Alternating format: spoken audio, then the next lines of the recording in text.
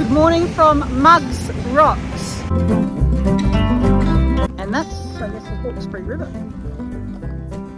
Yeah. Well, it's on the Hawkesbury Beach. Yeah, so it must be. It's the only river here. Kind of walking What is a up. walk? It's a walk through. It's alright, it's not like we walk through backyards. Yeah, if you're not interested in, well, if you're not interested in pearls, you probably wouldn't even bother going on the tour because it's a pearl farm. How's that for a view for the next 4 days? Old houses just on the beach, or shack. Luxury mansion. How about that big? 127 grand we had in that room. All right, good morning everyone. We hit the road early this morning and we needed or had the Broken Bay Oyster Pearl Farm booked at 10:30. So we've arrived about an hour early, so we're just sitting in the car park. Doesn't look like much from the front, but hopefully the website looks pretty good. So we've got a few things booked. We've got Secrets of Pearling, farm cruise for an hour, which would be cool, on the Hawkesbury River, pearl grading, and then we finish with a grazing lunch and oysters. So it goes for, I don't know, a couple of hours, I guess. Finishes at about 1 o'clock. So starts at 10:30. Oh, finishes at 1:30 actually, because we changed our time.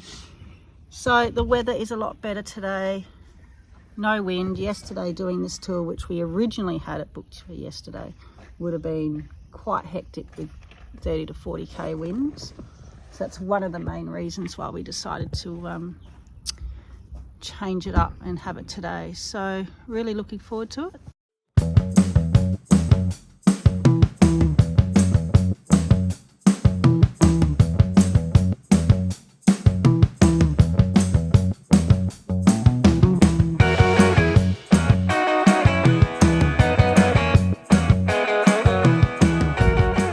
This is at the front of the shed, and that's, I guess, the Hawkesbury River.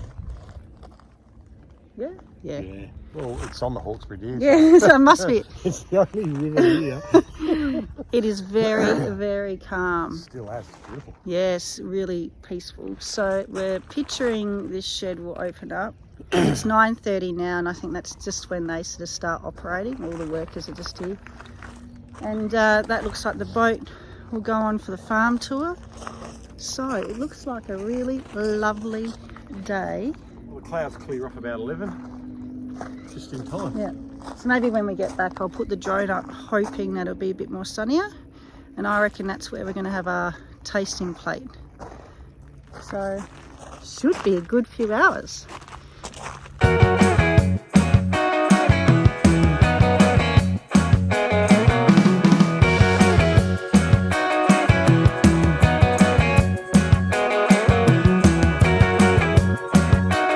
First up was the Secrets of Pearling tour, where we learnt about the process of pearl cultivation from seeding through to pearl harvest. They farm pearls from the saltwater Avoca oyster, which tends to produce a pearl with more uniform roundness and higher luster than other oysters, making it appear more brilliant in the light.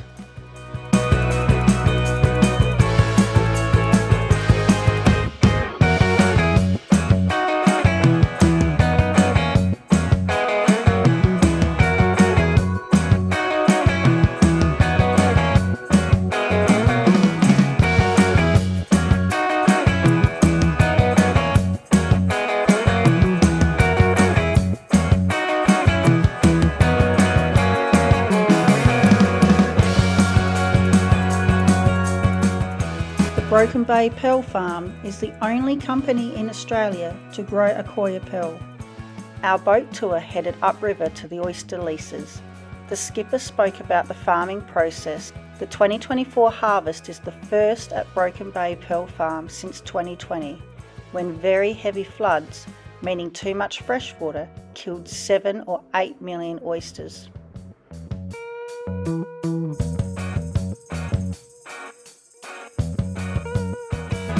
The process of growing pearls takes about 5 years.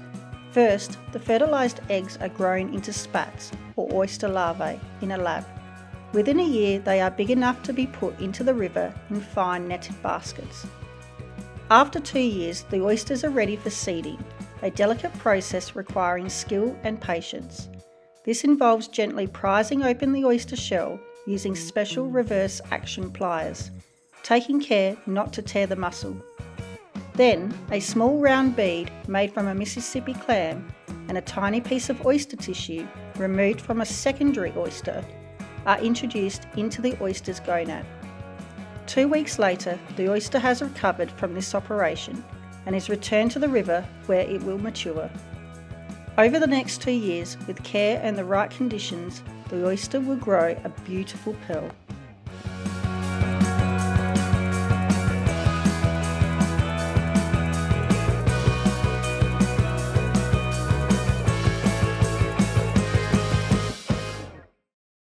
We admired the heritage-listed Hawkesbury River Railway Bridge. Next to it stands the stone pillars, which are the remains of the first railway bridge that was built in 1889.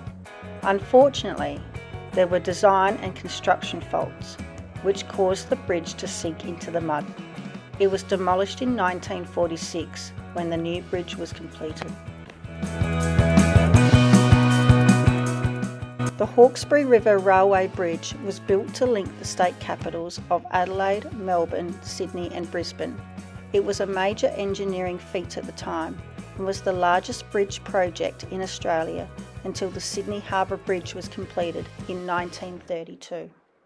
Finally, we learnt how pearls are graded according to colour, lustre and size. Pearls of different shapes are suitable for different forms of jewellery, with the top grade usually making up the most beautiful and expensive necklaces. It takes a long time to get enough pearls of the same size and quality to make a pearl necklace, so the price tag reflects this.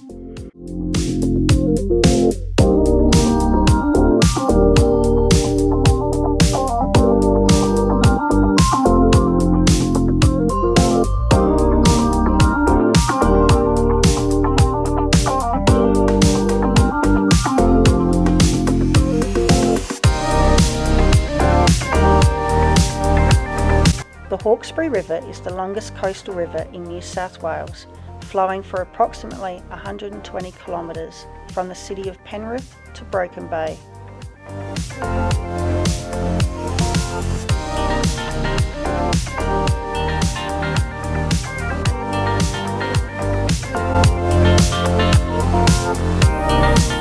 There are islands scattered around this area of the river, one of which is called Danga Island, which is home to over 250 people and one of the few Sydney suburbs without cars. Wheelbarrows are left by residents of Danga Island who use them to transport goods to their homes on the island from the ferry.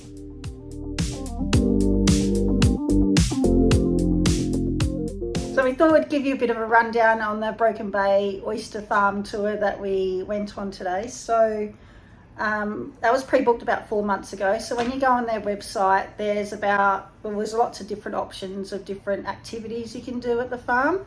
So we selected 4, I've just got them here. So we had Secrets of Pearling, which was first for half an hour. Then we had the farm cruise, which was an hour on the boat. Pearl grading, which was half an hour, and then finished off with a grazing lunch with oysters.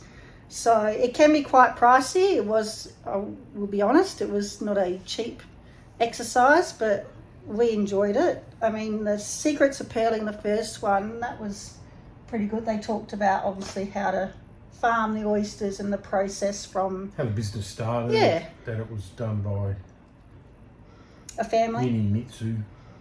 Oh yeah, right back to when they firstly farmed oysters. And the founders of the business, and Yeah.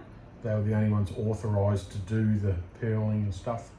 A bit of history of it. Yeah, so that was good. So for us, we wanted the whole experience of learning about how did it start, then going out and seeing their farm. They don't take you out to Broken Bay, they take you out to another area not far on the river. Which is one of their leases. One of their leases, yeah. And they talk about what happens in the process from when they put the baby oysters in the little nets and how long it takes. 5 years. Spats. Their baby oysters are called spats. Yes, that's what we learned. And 5 years is the process, basically, from when they're baby spats to when they harvest them for pearls. With no guarantee you're going to get an oyster. Yeah. And no idea on the size. Yeah. Pretty risky. Pretty risky. And they talked about the flood, or was it a flood? Yeah. They had about 3 years ago that basically wiped out 90% of their up oysters. the river of the Hawkesbury, and so it all flooded down. Yeah. And pretty much turned the Hawkesbury into fresh water. Yeah. And killed them all. And because this was interesting for us, Hawkesbury River, salt water and tidal. And we always thought rivers were freshwater, so don't know what the actual... We did Google it, and rivers are meant to be freshwater. Yeah, so if anyone knows any more information about that, but apparently the Hawkesbury River is salt water, and so yeah, obviously any freshwater, flooding that comes in does kill the oysters, unfortunately. So that's what happened about 3 years ago. So basically they had to start from scratch, which would have been devastating for the group. So that was good. And then the pearl grading, I actually found that quite fascinating because they talked about obviously what they look for the best pearl to use. And they showed us some pearls that were, about 20 of them around in a ring. They were about that big. 12 to 14 million. 127 grand. 27 grand we had in that room. Necklace. Yeah, so that was pretty cool. Again, that was about half an hour, about $50 for 2 people.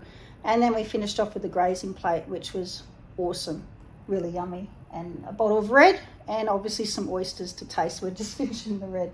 So, for us, it was a great experience. If you're not wanting to spend that much money, I'd probably, out of all of them, recommend the boat tour and maybe the pearl grading, just to get an idea on what they look at for specific pearls and the quality of them, probably. I don't know. Yeah, but if you're not into pearls or interested about eating oysters... Oh, true. Yeah, if you're not interested... We like oysters. Well, if you're not interested in pearls, you probably wouldn't even bother going on the tour because it's a pearl farm. Right. So, yeah, but we enjoyed it, loved it. Good for what it was. They were really nice. Yeah, really, really good. And stunning scenery, so peaceful there. You just, again, drive down into a little valley area and, yeah, really, really peaceful. So, well done, Broken Bay people. Great job for us.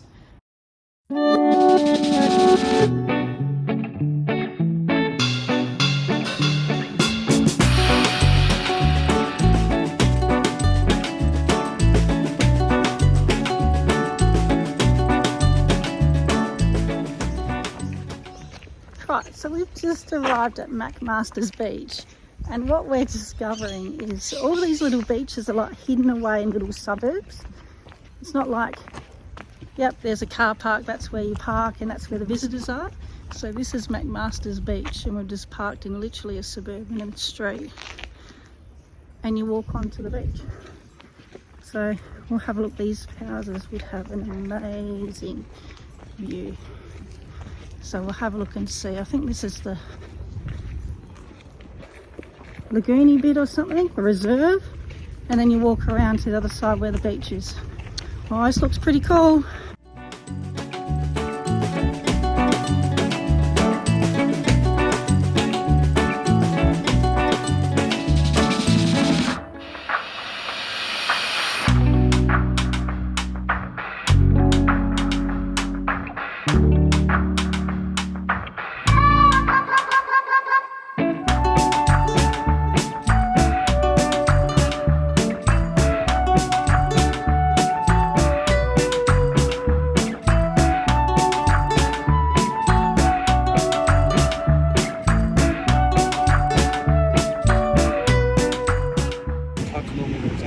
Right, now being on MacMasters Beach, what are we discovering?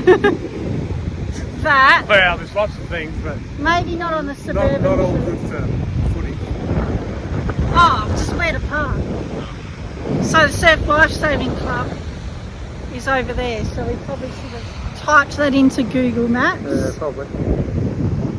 Instead of parking on a suburban street and kind of walking It is a up. walk. It's a walk through. It's alright. It's not like we walk through backyards. But bit of surf. Yep. The sun is Beautiful. now setting. Sun is out. These houses up here would have an awesome view. So, what? Adelaide and SA and down at Rome and Beachport Country, which is where we grew up 20, 30 years ago. It's just Like it's overall untouched. fences, old houses just on the beach, more shack than Yep. luxury mansion. But gee, the beaches are nice. Yeah, those ones. It's nice. That colour of that water is pretty cool.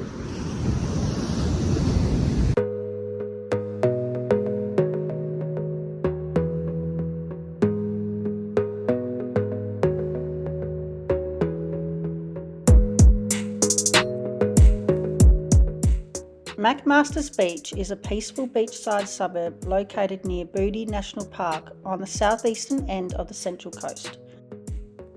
The beach is 1.4 kilometres in length and is patrolled between the months of September through to April.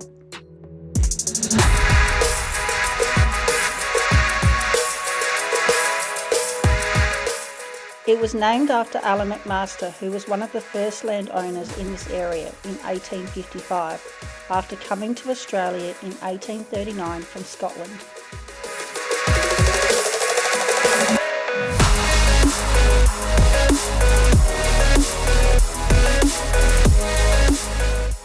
It has remained relatively untouched compared to some other areas on the Central Coast, which has contributed to its charm and low-key appeal.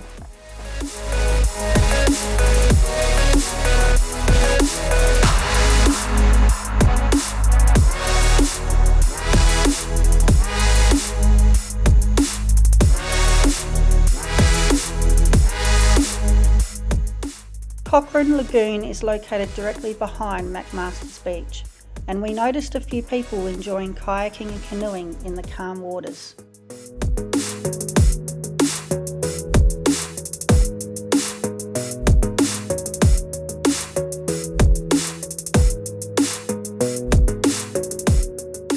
Okay, we've just arrived at our hotel for 4 nights at Ocean View at the entrance, and this view is nuts. And John's chillaxing on the couch after a big day, watching Bathurst, and then check out this view. Oh, how's that for a view for the next 4 days? We've got ocean baths over there, obviously stunning ocean views, and just more ocean, and piece of resistance, a spa bath on the balcony. So this is where I will spend my birthday. So my birthday's in a couple of days time, and I said I wanted to be on the ocean, and bonus was it came with a spa bath. Now this is living.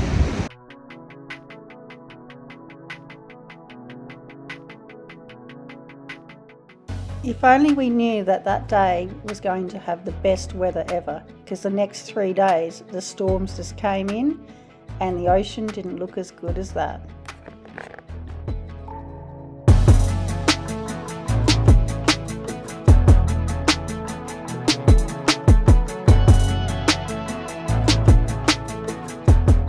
MacMasters Beach? MacMasters Beach, which was MacMasters. When we typed it into Google, it took us like into a little residential area, or you're literally parking on a residential street, but there was obviously an access way to the beach. And then when we got onto the beach, we realised a little bit further up was the Surf Lifesaving Club. So I guess here's a tip: if you want to go to MacMasters Beach, type in their Surf Lifesaving Club and they'll probably take you up there where there's better access to the beach. Tip to all of those beaches would be to type in the Surf Lifesaving Club rather than the beach itself. Because they're all kind of hidden away. Like, it's kind of like every residential suburb has its own little private beach, and it's just so secluded because it's buried in amongst the forests. And I think really I'm strange. 5 and the GPS is 0 for where I think we should be going. Oh, yeah. Yeah, so don't completely rely on Google Maps. Maybe sort of study the map a bit better and you might find a better way than just typing it in and trusting. Oh, yeah. So now we're just chilling out at our really fancy hotel, drinking the last bit of the red wine we had at the oyster farm tour today. And we're at the entrance. So we'll just relax today and then have a look around tomorrow.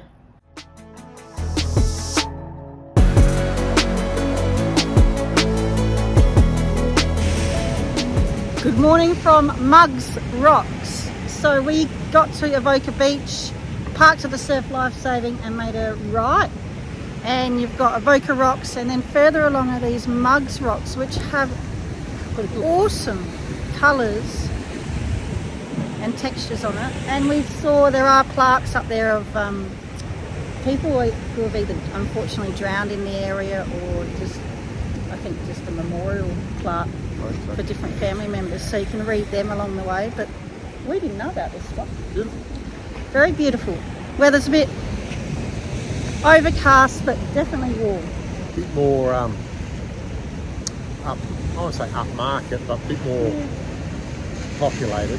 Avoca is, yeah, Than some of the other places. Yeah. A bit more commercialised, I guess. Yeah. Little Still bit. nice little country Still towns, nice. just more houses. Yeah. More two-story, more newer A bit more places. fancy. A bit more developed. Yeah. So we keep looking around.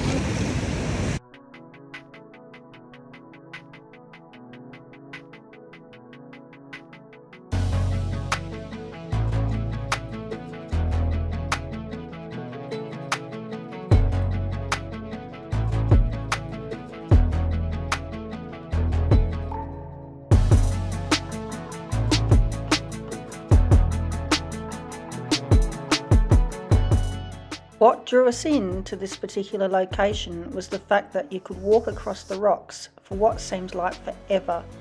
In fact, we did not walk the entire way, but we gave it a pretty good shot. It is obvious that in wild weather, these rocks would not be safe to walk along, but the day we visited, it was safe for us to wander. It's not called Mugs Rock for nothing, with many people risking their lives fishing on the rocks or diving off them. And unfortunately, many lives have been lost, which is evident with the plaques.